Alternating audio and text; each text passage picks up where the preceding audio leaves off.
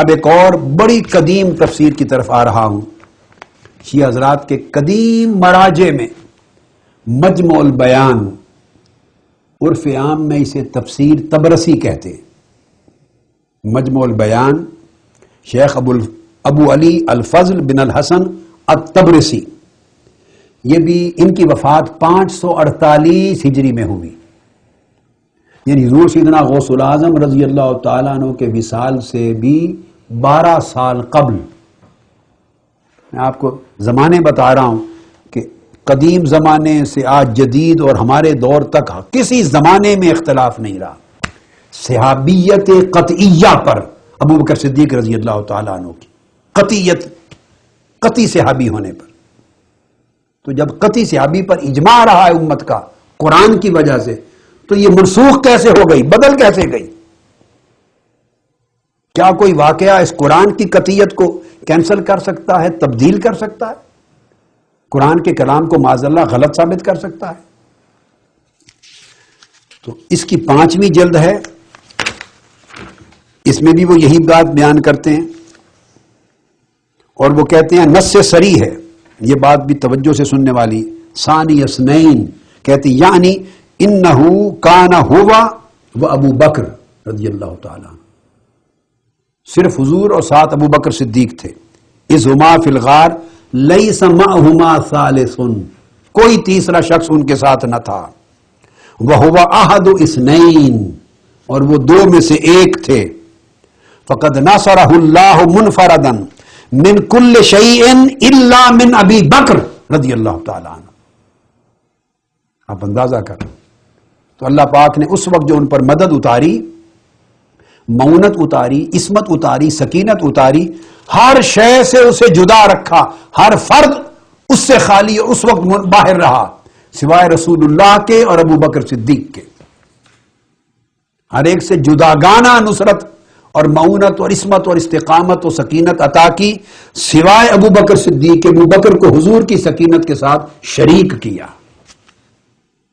تو جس کو اہل بیت کے امام اور شیعہ مفسرین یہ بیان کریں کہ ہر ایک سے منفرد اس سکینت و معیت میں اور معونت و عصمت میں اللہ نے ابو بکر صدیق کو تنہا حضور علیہ السلام کے ساتھ شریک کیا، صرف یہ سوال سوچنے کا ہے کہ جس پر اللہ کو اتنا اعتماد ہے، جس کی وفاداری پر، جس کی ثابت قدمی پر، جس کی جانثاری پر، جس کی صحابیت پر، جس کی قربانی پر، جس کے اخلاص پر، جس کی حسن نیت پر، جس پر اللہ کو اتنا اعتماد ہے کہ 5 لقب دے کے ایک آیت میں بیان کر رہا ہے، اور 1400 سال سے ائمہ اہل بیت اور کتب شیعہ کا بھی اتنا اجماع ہے. تو بتائیے کوئی دلیل اس قرآن سے بڑھ کر ہو سکتی ہے کہ جو اس ابو بکر صدیق کے اعتماد کو توڑ دے، معاذ اللہ اس اعتماد کو شکستہ کر دے اور کہے کہ وہ اللہ کے اعتماد پہ پورے نہیں اترے؟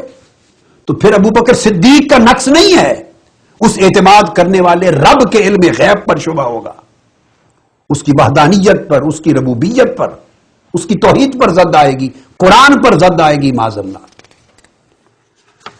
اب اس باب میں آخری تفسیر جو اس آیت کریمہ کے تحت کوٹ کر رہا ہوں، پھر ہم قرآن مجید کی اگلی آیت کریمہ کی طرف جائیں گے، وہ تفسیر نمونہ ہے. یہ تفسیر نمونہ پڑھی ہے ساری، یہ پوری جو آپ دیکھ رہے ہیں یہ تفسیر نمونہ پڑھی ہے میرے پاس. تو یہ تفسیر نمونہ بہت بڑی معروف تفسیر ہے اہل تشیع کی، اور استاد محقق ناصر مکارم شیرازی کی، اور اس کی 7ویں جلد ہے، 7ویں سورہ توبہ کی تفسیر میں. اور اس میں بھی وہی بات کرتے ہیں کہ اس سفر میں، سفر پر خطر میں، وہ کہتے ہیں کہ سوائے ابو بکر صدیق کے حضور علیہ السلام کے ساتھ اور کوئی نہ تھا.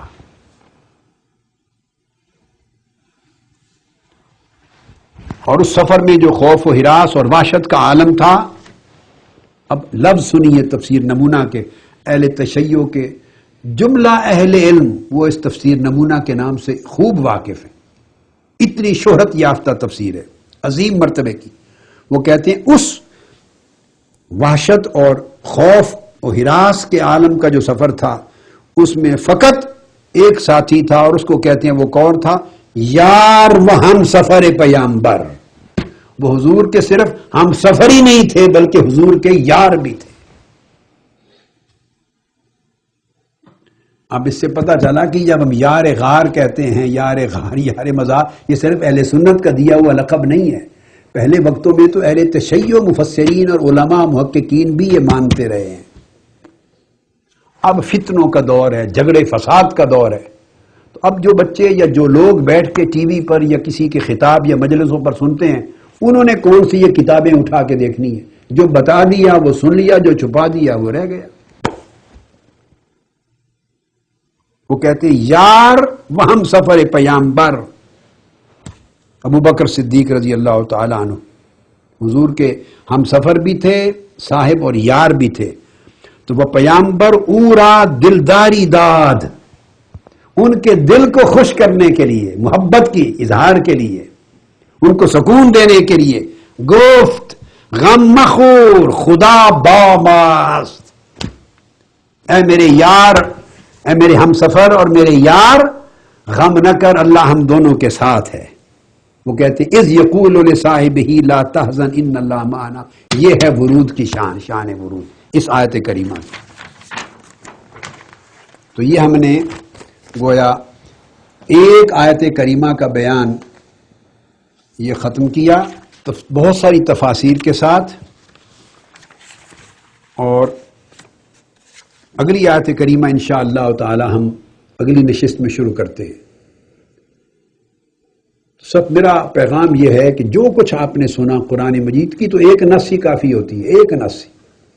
اور یہاں تو درجنوں سنیں گے آپ آیات کریمہ قرآن مجید میں، کوئی سیدنا ابو بکر صدیق کی شان میں. مگر جب میں یہ کہہ رہا ہوں شیعہ کتب تفسیر کے حوالوں سے، میں اہل سنت کی تفاسیر کی کتابوں کو اس سیریز آف لیکچر میں ٹچ بھی نہیں کر رہا ہوں، ہاتھ بھی نہیں لگا رہا. اس سیریز میں کوئی سیدنا صدیق اکبر کی شان میں آیت بیان ہوگی، کوئی سیدنا فاروق اعظم کی شان میں، کوئی سیدنا عثمان غنی کی شان میں، جن تین صحابہ کرام کا خلفاء کا انکار بعض اوقات غلطی سے ذہن میں آتا ہے، جن کے خلاف ذہن بنائے گئے ہیں، اور کچھ خلفاء اربعہ چاروں کی شان میں، کچھ جمی صحابہ کی شان میں، کچھ ان کی خلافت راشدہ کی شان میں. اس کے بعد پھر آپ سوچئے گا کہ اگر قرآن مجید اتنا واضح اور قطعی اور صریح ہے ان کی شان میں، تو کیا بعد کے واقعات اور گھڑی ہوئی روایات اس قابل ہیں کہ وہ قرآن کو منسوخ کر دیں اور قرآن کی دی ہوئی تعلیم کو معاذ اللہ رد کر کے نیا نقطہ نظر ڈیولپ کر دیا جائے؟ اس سوال پر میں آپ کو سوچنے کے لیے وقت چھوڑتا ہوں، اور ابھی اگلی نشست میں انشاءاللہ تعالی اگلی آیت کریمہ سے بات کو شروع کریں گے. وما علینا الا البلاغ. ثم الرضا عن أبي بكر وعن عمر. ثم الرضا عن أبي بكر وعن عمر. ثم الرضا عن أبي بكر وعن عمر وعن علي وعن عثمان ذي الكرم. مولاي